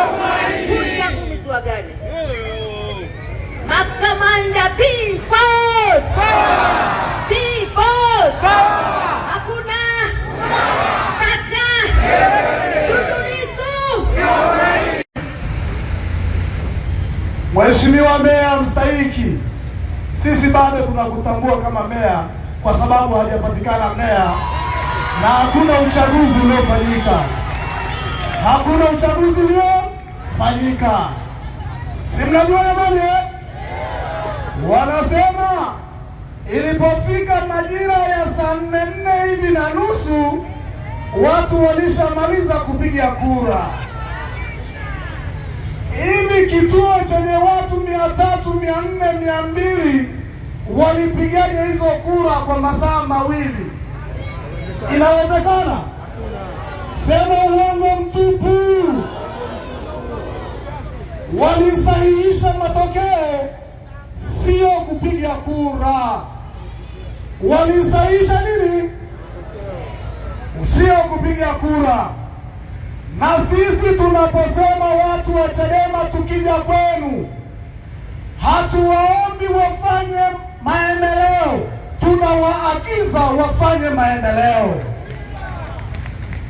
Sasa kuanzia tarehe leo ya mkutano huu, mahala hapa tunapoondoka, kuanzia kesho, mtaro ule, mashimo haya hapa katikati ya jiji hatuhitaji kuyaona. Waandishi wa habari, ninaomba mchukue haya mashimo yaliyoko katikati ya jiji, maana hapa tulishavuka hadhi ya manispaa, tulishaenda hadhi ya jiji, si ndio? Manispaa ya Moshi si ndio manispaa inayosifika barani Afrika? Ilikuwa inashindana na moja tu, ilikuwa ya pili au ya kwanza, leo ni ya pili kutoka mwisho. Sema CCM! Sasa na mimi nisizidishe sana, kwa sababu nilimwahidi bosi wangu, na mimi huwa nikishangiliwa hivi huwa ninapata mzuka. Nitarudi siku nyingine Moshi, sawa sawa eh?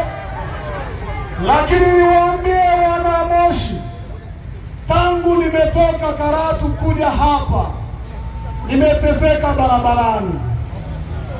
Nimekutana na mashimo sikuwahi kuyaona.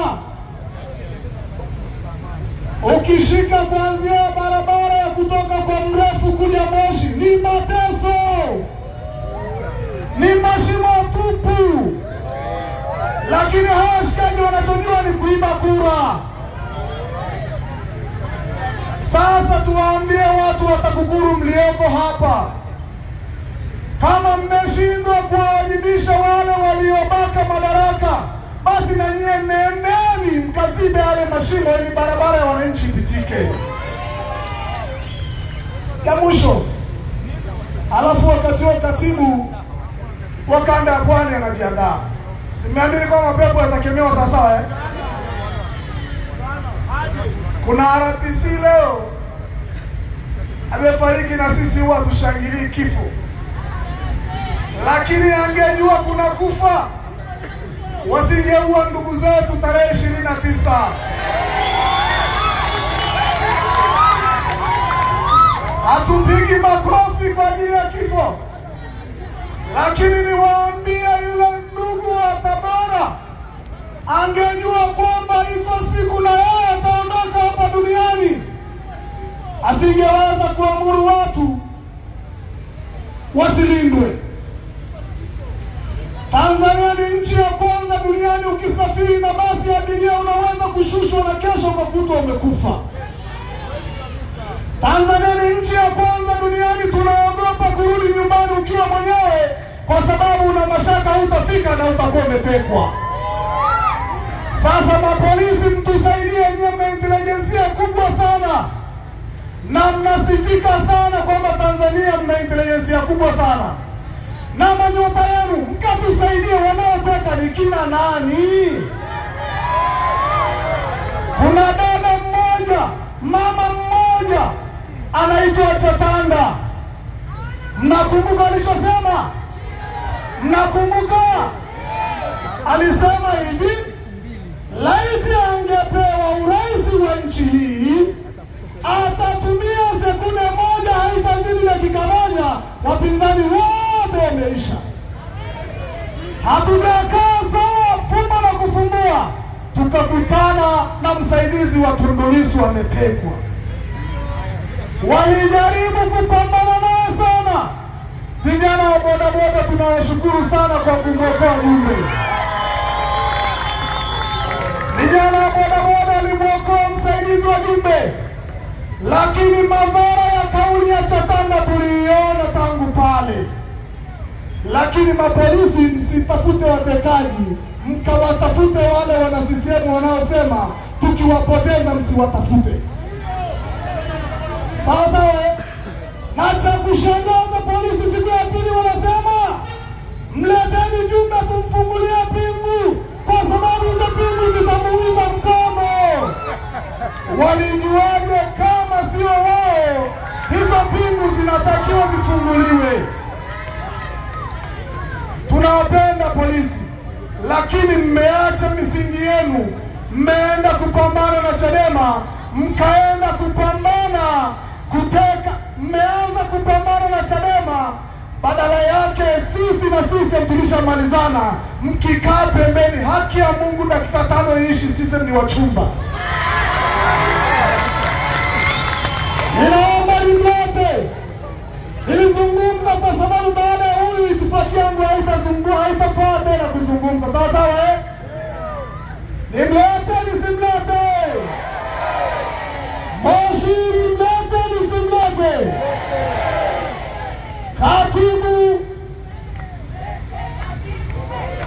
Katibu wa kanda ya Pwani. Tulikuwa tunaona wananchi wanatupungia mikono, wanafurahi, wanashangilia. Tukaulizana na wenzangu, hivi CCM wanaopigia kura wanatoka wapi? Boss, tukagundua kwamba katika Watanzania 10, Watanzania 9 ni wanachama wa Chama cha Demokrasia na Maendeleo. Mtanzania mmoja ni mwananchi ambaye anapenda mabadiliko. Kwa CCM hawajawahi kushinda uchaguzi katika taifa hili. People. Na ndio sababu wanahangaika, wanashindwa kuongoza nchi. Nilimsikiliza kibaka mmoja anaitwa Kenan Kiongozi, kwa sababu yule ni kibaka kama vibaka wengine. Sema kibaka kama vibaka wengine.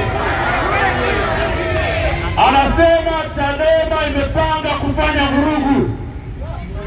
Yaani Kenan Kiongozi, mwenezi wa Chama cha Mapinduzi, amejigeuza kuwa yeye ndiyo jeshi la polisi. Anafanya kazi za kiintelijensia, anafanya press conference, anautangazia umma Chadema inataka kufanya vurugu na jeshi la polisi lipo. Katibu mkuu wa chama Mheshimiwa Mnyika ameeleza kwamba jeshi la polisi linatakiwa limkamate Kenan Kiongozi, limhoji ni kwa nini anahamasisha Watanzania kufanya vurugu. Na huo ndio msimamo wa chama. Tunazo taarifa Kenan Kiongozi katika nafasi aliyokuwa nayo wenzake anasema haitoshi, na ndio sababu wanaanza kutapatapa na tafuta tawi la kuweza kufa naye. Sisi tunamwambia Kenan Kiongozi, sisi sio saizi yake, acha kutuzoea. Jambo la tatu, kuna mtu mmoja anaitwa Salamila. Jambo la tatu kwa kumalizia, juzi akiwa anazungumza na wenye viti wa serikali za mitaa Dar es Salaam, alisema amesikia minono mitandaoni, akasema kama watu walidhani kuna nguvu ya dola leo kutumika, basi walikuwa wajidanganya. Watatumia nguvu kubwa ambayo leo kutokea. Anasema Oktoba 29 yalikuwa ni majaribio. Yaani kwa kauli yake anamaanisha kwamba matukio ya mauaji ya Oktoba 29 yalikuwa ni majaribio. Pamoja na ripoti ya Chade, pamoja ni kwamba ni ripoti mbaya na hatuitambui, lakini imetamka wazi wamekufa watu zaidi ya 500. Maana yake ni nini? Salamila anasema watu 500 waliouawa kipindi cha matukio Oktoba 29 ni watu wachache na walikuwa katika majaribio. Kwa hiyo wamejipanga kuua watu wengi zaidi. People. Na hiyo mbovu inasema chanzo cha vurugu zilitokana na matamshi ya viongozi kama wakuu wa mikoa. Kwa hiyo Chalamila nadhani ili uweze kulinda amani ni lazima utumie nguvu. Yaani ili uweze kulinda amani lazima utumie nguvu ya dola kutuliza amani. Jamii iliyostaarabika na taifa ambalo naamini katika misingi ya kidemokrasia, amani italindwa kutokana na viongozi wenye ushawishi, wenye kuzingatia demokrasia na mazungumzo ya kuweza kuhakikisha kwa maridhiano, na mazungumzo maridhiano, waweze kuzungumza na wananchi wake, kuwashawishi, kuwasaidia na kutatua changamoto wanazokabiliana nazo. Lakini serikali ya Chama cha Mapinduzi imekosa uongozi, imechanganyikiwa, imepoteza dira na mtazamo unaoeleweka wa kuongoza taifa.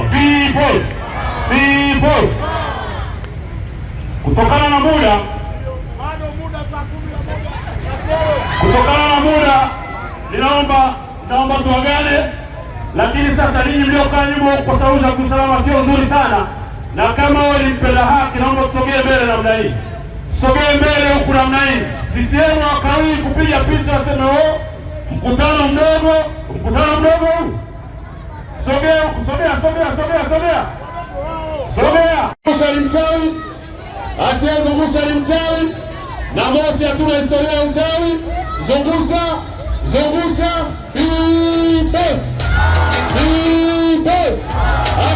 Jitokeza kwa wingi.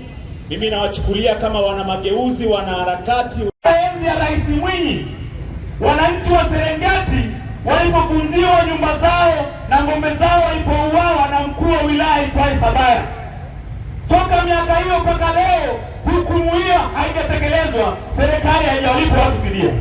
Kwa nini? Hiyo tume haina meno. Mwenyekiti wa tume ya haki za binadamu na utawala bora anateuliwa na rais. Rais ndio mkuu wa nchi, ndio mkuu wa serikali. Maana yake anamteua mwenyekiti wa tume ya haki za binadamu na utawala bora ili amsimamie. Anateua tume ya kujisimamia yeye mwenyewe. Hiyo tume ina meno.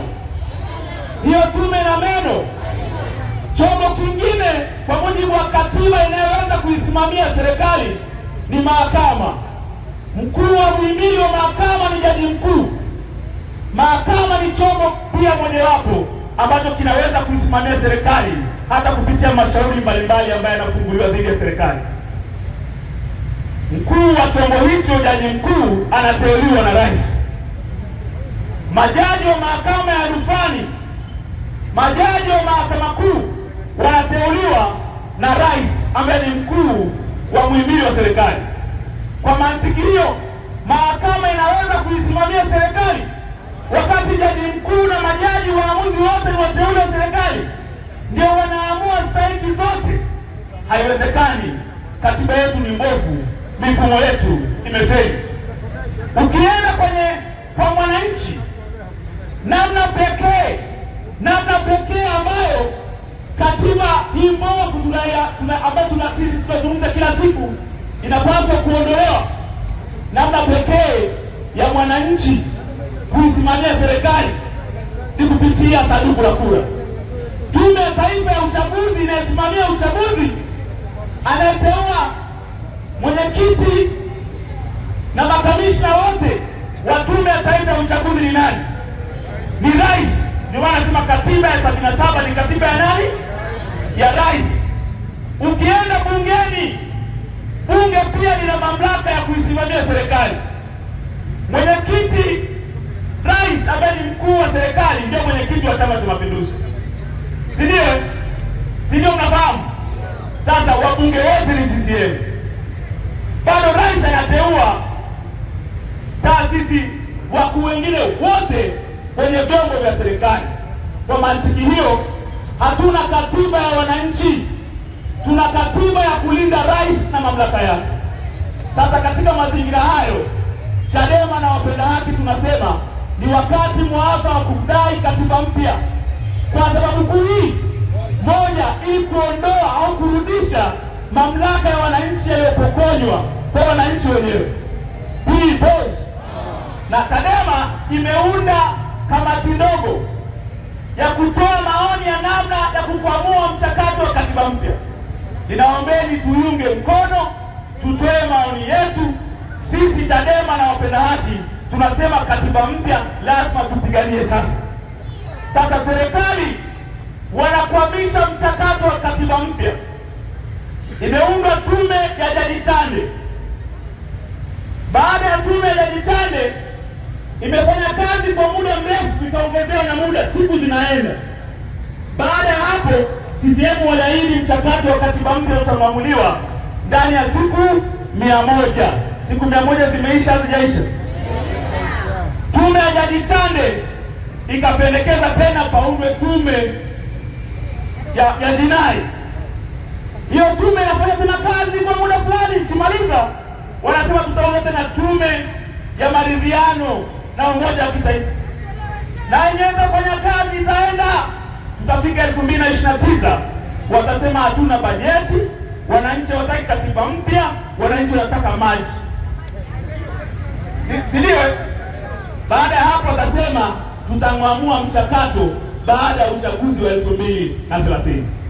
Sasa wananchi wa Moshi, bado mko tayari tuende tena kuishi na katiba hii na tutawaliwe tena na viongozi wa Bongo na 2030 waje tena na katiba hii?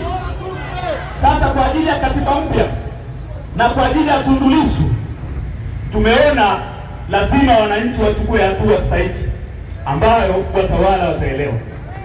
Tundu Lissu sio maini. Tundu Lissu ni mtetezi wa nchi hii, amekuwa akitetea rasilimali za nchi hii, si ndio? Wangapi wanakubaliana na hilo? Alipokuwa bungeni amekuwa akitetea na akipiga kelele kwa ajili ya wananchi. Sasa walipoona tunakwenda kwenye uchaguzi na wananchi wakamchagua Lissu, wakaamua wamfunge, wamweke gerezani. Sisi tunasema ni wakati wa kudai serikali mwachie Tundu Lissu bila masharti yoyote, bila masharti yoyote, kwa sababu kesi ya Tundu Lissu haina maslahi yoyote kwa nchi hii.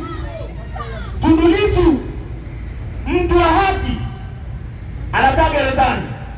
Walioua tarehe 29 Oktoba wako uraiani.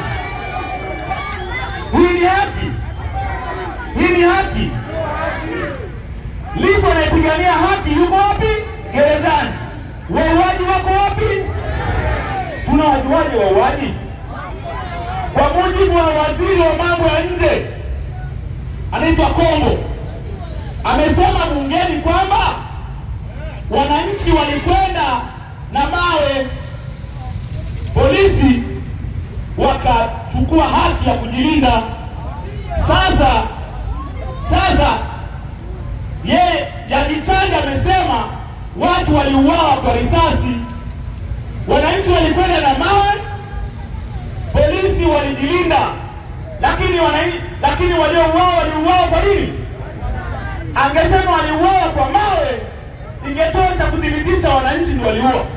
Kwa kuwa waliuawa kwa risasi na wananchi walikuwa na mawe tu, hata kama anadanganya, lakini at least anatusaidia ushahidi, si ndio jamani?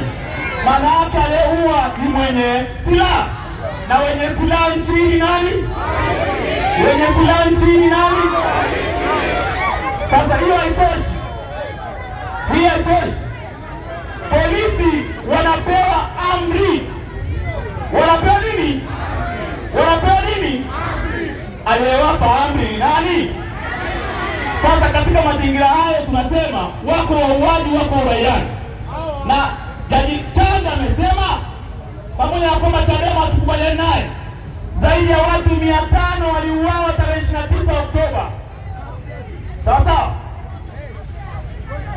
Rais mstaafu marehemu Mwinyi aliwahi kuwa waziri wa mambo ya ndani kabla ya kuwa rais. Wako wananchi wachache Shinyanga waliuawa mikononi mwa jeshi la polisi, wachache sana, hawafiki hata 20. Waziri wa ulinzi Mwinyi akajiuzuru bungeni kwa maana ya uwajibikaji, kuonyesha uwajibikaji wa serikali.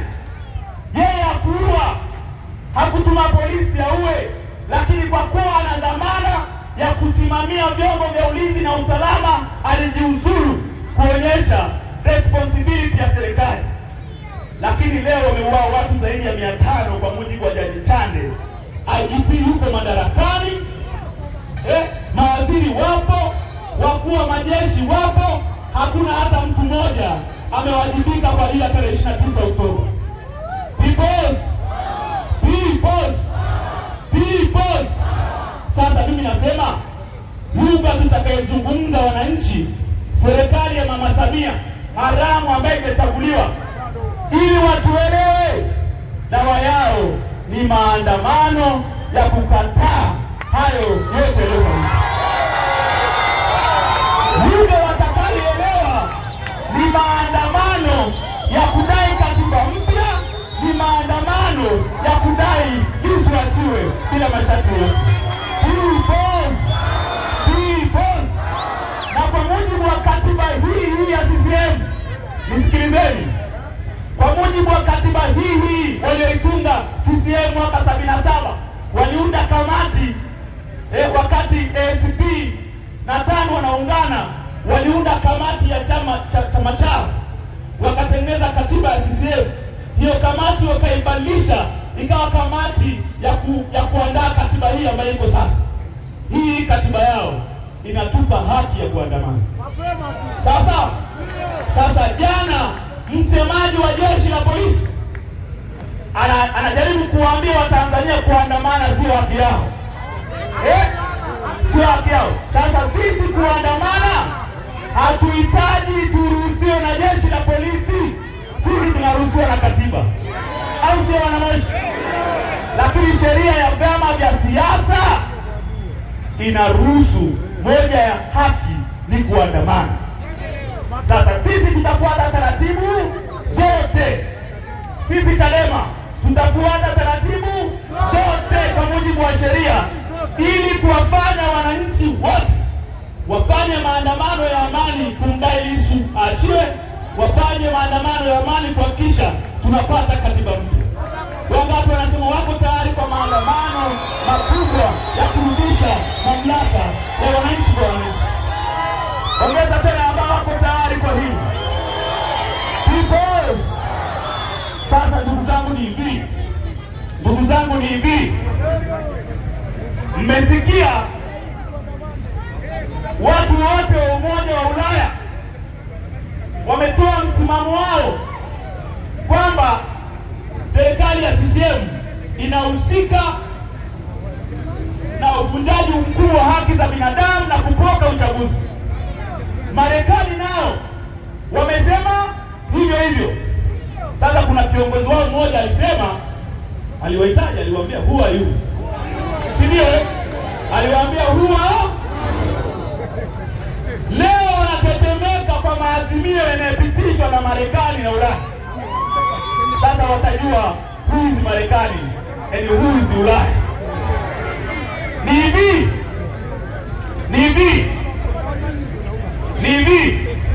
Because nataka niweke kumbukumbu sawa hapa. CCM wakiletewa fedha kwa ajili ya bajeti yao na Ulaya na Marekani, wanasema hawa ni wahisani, ni wafadhili, ni wadau wa maendeleo. Hapa Moshi ukizunguka tuna vituo vingi tu, miradi ya serikali iliyotolewa kwa hisani ya watu wa Marekani.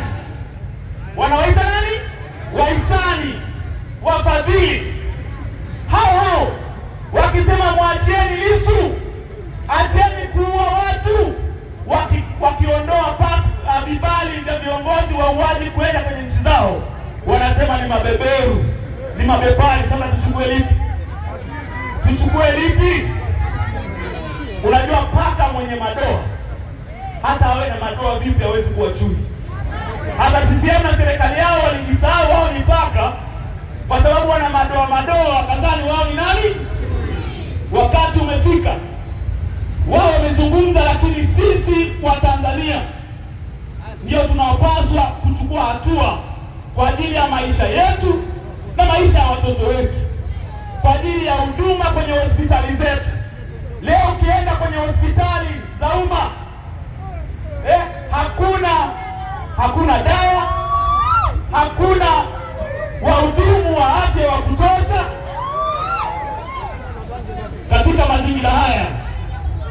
ni lazima wananchi wachukue hatua, na sio dhambi kuisimamia serikali, sio dhambi, kwa sababu serikali inapaswa iwe kwa ajili ya ustawi wetu. Sisi tunalipa kodi. Ukienda kwa nchi zinazoheshimu wananchi, hata wananchi wanawaita walipa kodi. Ukienda Marekani wanaitwa walipa kodi wa wapi? Wa Marekani, kwa sababu wao ndio wanaamua mishahara ya watumishi walioko madarakani. Sisi kwetu ni tofauti. Mimi kama wiki 3 zilizopita nilikuwa China kwenye mji, nikatembelea miji mbalimbali, nikafika mji unaitwa Jinan. Nikasikia mlio kama wa mabomu hivi. Sawa. Nikasema kumenuka na huku China tena. Kutoka nje naambiwa jamaa wamepiga mabomu juu kwa ajili ya kutengeneza mawingu mvua inyeshe. Sawa. Hawa jamaa wa Tanzania CCM wanawaza wapige mabomu kuua wananchi wao. Wakati ukienda Dubai na nchi zingine wanatengeneza mawingu mvua inyeshe, huku jamaa wanawaza kuua watu wao. Because imefika sehemu uoga basi, imefika sehemu nidhamu ya uoga basi. Sisi ndio wenye nchi hii. Watoto wetu watatulaumu tusipochukua hatua stahiki, wakati tuna hayo mamlaka kwenye mikono yetu na katiba inatulinda. Tusubiri muda na wakati ukifika, tuzungumze lugha ambayo watawala watafanyaje, lugha ambayo watawala watatufanya wataelewa. Ndugu zangu, niwashukuru sana watu wa Moshi. Niwaombeni, mikutano inaendelea. Propaganda kwamba Lissu amenyanyua mikono, niwape taarifa, jamaa yule Mkai akanyanyua mikono. Hawezi kupiga magoti kwa watawala waovu. Yuko tayari mahakama imwachie uhuru kwa sababu hajatenda kosa lolote. Wangapi wanasema Lissu hakutenda kosa lolote? Sisi ilifuta kesi ya Mbowe kwa sababu wameona haina maslahi kwa umma. Iweje wakifuta kesi ya Tundu Lissu? Na sisi tunapodai wafute kesi ya Tundu Lissu, inakuwaje wanasema tunaingilia uhuru wa mahakama? Sisi hatuna shida na mahakama. Sisi hatuna shida na mahakama, lakini tunaitaka mahakama imalize kesi hii kwa haraka. Kama wana ushahidi wa uhaini, kwa nini wasisababishe mahakama ikakaa vikao vyao wakatoa hukumu ya kumfunga au kumwachia? Maana yake ni wababaishaji, hawana kabisa ushahidi wowote. Tuko pamoja? Sisi tunaitaka serikali, sisi walioko ambao wako kwenye mamlaka yetu, sisi wananchi, ni serikali, au sio? Na mimi niwaambie tu serikali ya CCM, kama mlitaka kumshikilia Lissu ili kudhibiti nchi, mpango wenu umefeli, kwa sababu moto wa wananchi bado ni ule. Tarehe 29 Oktoba, wakati wananchi wamenyanyuka wenyewe, hakuna kiongozi mmoja wa Chadema aliutangazia umma uchukue hatua. Umma wenyewe ulichoshwa. Utekaji na wa mwisho kutekwa ni Polepole wa CCM, au sio? Wa mwisho kutekwa ni nani? Wananchi walikusanya hasira wakati watu wanatekwa, watu wanauawa, watu wanakamatwa bila makosa yote, wanaiba uchaguzi. Haya ndio matatizo ya msingi. Mzee Chande alipaswa ajue haya ndio matatizo ya msingi ya wananchi kuchukua hatua tarehe 29 Oktoba. Na sisi Chadema tunaipenda nchi yetu. Sisi Chadema tuliwapa tahadhari muda mrefu, au sio, kwamba haya matendo ambayo tunayafanya siku moja yataigharimu taifa. Because sasa tunawaambia, na sasa tena, mwachieni Tundu Lissu bila masharti yoyote. Ya pili, tunataka mchakato wa katiba mpya uanze sasa. tunawaonya mtusikie, yakitokea kama yaliyotokea, msitulaumu. Mnatakiwa kwa sasa muwasikilize wananchi wanachotaka ni nini. Kwa tuna ruzuku zaidi ya milioni 200 huko 300, lakini sasa CCM wamejipa madaraka yote bila uchaguzi. Sisi Chadema tunasema hata bila ruzuku, hii kazi ya utumishi ya kusema ukweli na kuiondoa CCM madarakani lazima tuifanye kwa nguvu yote. Kwa hiyo tunaombeni muichangie chama chetu, mchangie harakati kwa tone tone, ili tuhakikishe wasemaji wa wananchi wanaendelea kufanya mikutano, au sio? Peoples, nilisema kabla ya kampeni zile 2025 matajiri waliungana kuibakiza CCM madarakani. Hebu sisi wanyonge tuungane, watetezi wa haki waendelee kutetea haki. Basi tuendelee kutoa tone tone hapo. Wakati tunaendelea na tone tone, yes, wananchi wanasema piga one love.